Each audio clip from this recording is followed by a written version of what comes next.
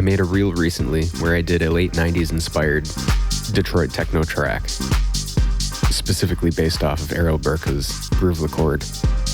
Now this one isn't super close to that, but it's definitely where the inspiration lies. In this video, I'm going to break down in further detail some of the sound design behind some of the instruments that you hear.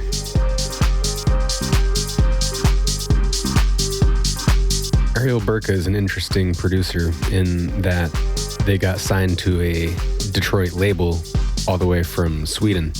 And I think that's pretty impressive because for the mid-90s, it goes to show how far Detroit techno's sound was reaching.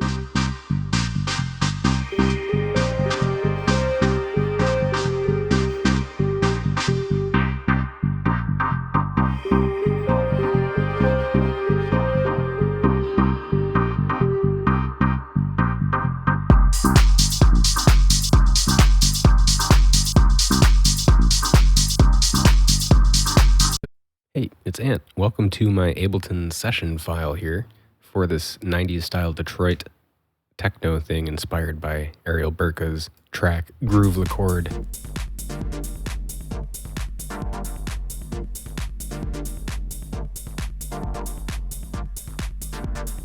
Isn't that so good? It's just such a deep track. The chords are hitting, it hits on a big system. It's such a tight mix. It's loud too. That's slightly my reference point for what we're making today. I'm going to show the channels in the order that I added them while I was making the track.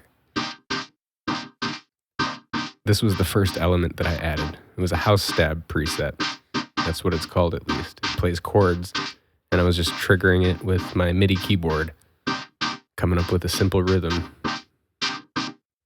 What I also discovered is it had parameters that I liked manipulating and was going to play with later on when I was recording, specifically this filter cutoff. That's how we get it to have some motion. We could put an LFO triggering that, but I was going to do it by hand later. I add an EQ, cutting out some unwanted low frequencies. I put a reverb on there, adding a little bit of a tail, an echo, making some more movement happen. The last thing there you saw was a sidechain compressor that I added after the drums. So after I had that chord thing established, I felt comfortable adding the drums. Since we're talking about Detroit techno here, I wanted to keep the drums very simple in the rhythm. Very straightforward ideas.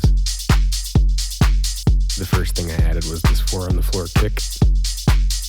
I could have gone and made a really clean sounding kick, but I decided to keep it dirty. Since it was going to be a minimal element kind of track, the more personality every individual layer had, I felt like the better the chances the track would sound wide.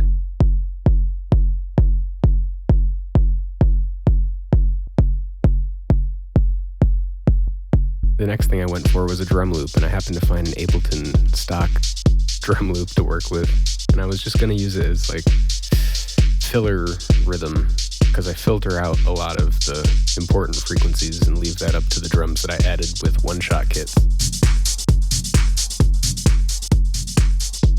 That's what it sounded like with that filter turned off. Once I had that, I was ready to start branching out. Added a clap for reinforcement. I didn't do any mixing to the channel itself. Next was a hi-hat. Keeping that super simple, it's just more of like a gallop.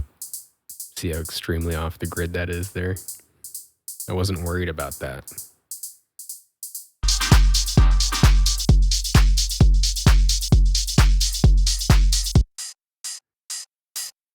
Open hi-hat.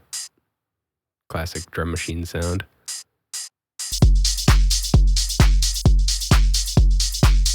And then at a certain point when I was going to take the track to another place, I added these toms to add to that swing. Gives it just a little bit more of an interesting effect.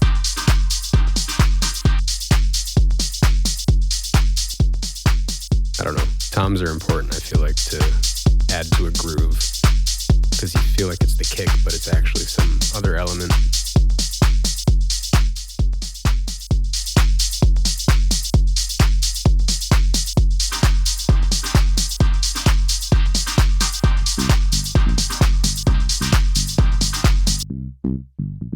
The next part was the most fun and exciting part for me. This was the bass. This gives the track its identity.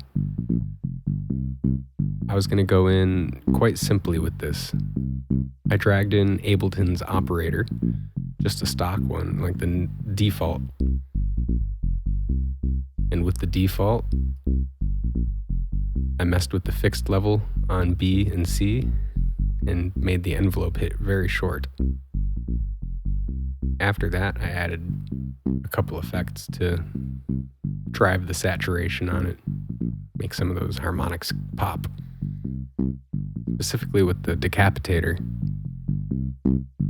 The limiter at the end is just controlling how hard it hits, so it hits evenly. In my opinion, that's what it's doing. To keep things funky and flowing, I made a secondary bass groove, like a second bass pattern, I guess, to switch to every once in a while. This one has the use of an octave note. Very disco-y. You'll see I have the velocity set to different settings because I was playing it live on the keyboard, and then I quantized my notes afterwards.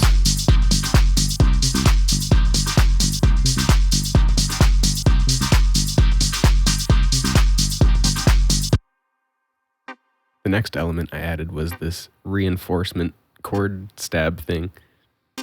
This is without any of the effects on it. Filtered it up, made it sound quite dub-tastic, and just filling little rhythm pockets.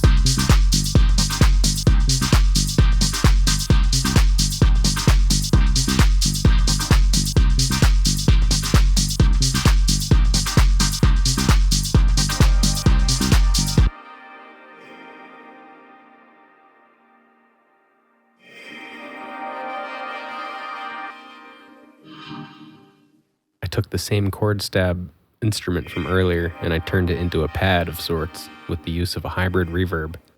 This is what it sounds like without.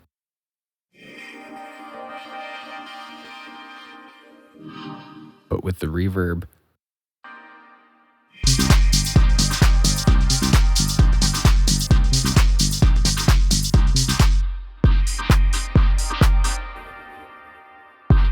the next thing I started to approach was looking for a noise layer. Sometimes you go for white noise.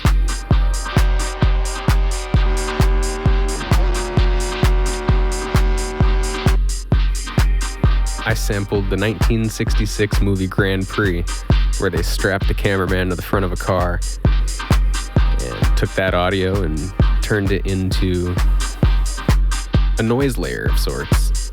I had to filter the crap out of it, added a bunch of effects to make it sound like it's moving, like a chorus and an echo effect. I added another instrument layer, but that was only after I arranged the instrumental here. I play my ideas out as loops, and then I go and fine-tune it later in the arrangement view.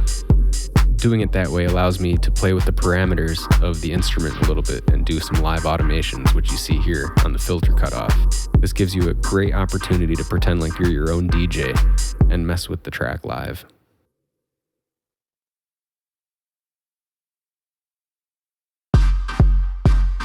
This is what the final arrangement of my 90s Detroit techno track looks like.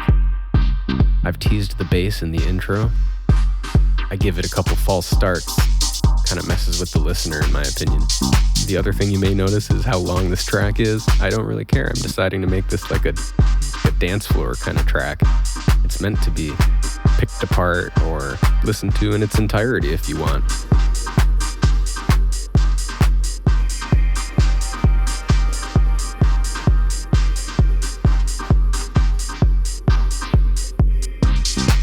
This is a good opportunity to show the final instrument layer that I added. It was a basic sine lead of sorts. It plays a new melody and it gets introduced here in a slow volume fade. It kind of sneaks up on you and then all of a sudden it's just there, part of the track.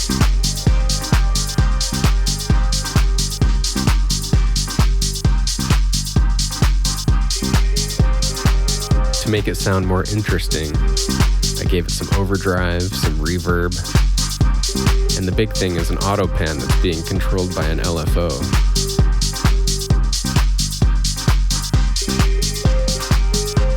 without any of those effects.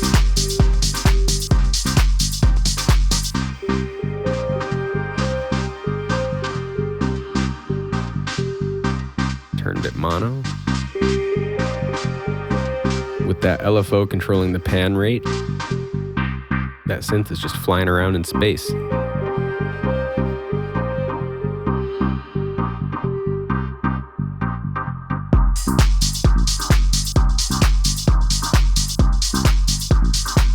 Here I just kind of imitate some of my favorite parts of the Aril Birkha reference track that I was talking about.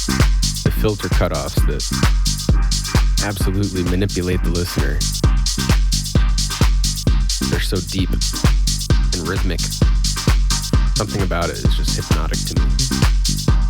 I think I achieved something similar to that.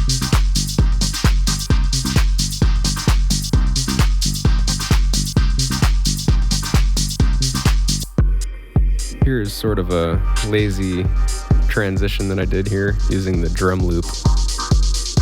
Chopped it up. It was kind of a way to reintroduce the drum loop, I guess.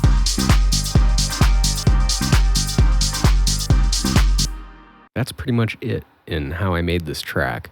If you'd like to listen to this full thing, it's going to be up on my Bandcamp. This track was just so fun to make, and I hope you enjoyed it and maybe learned a thing or two on how to make a 90s style Detroit techno track.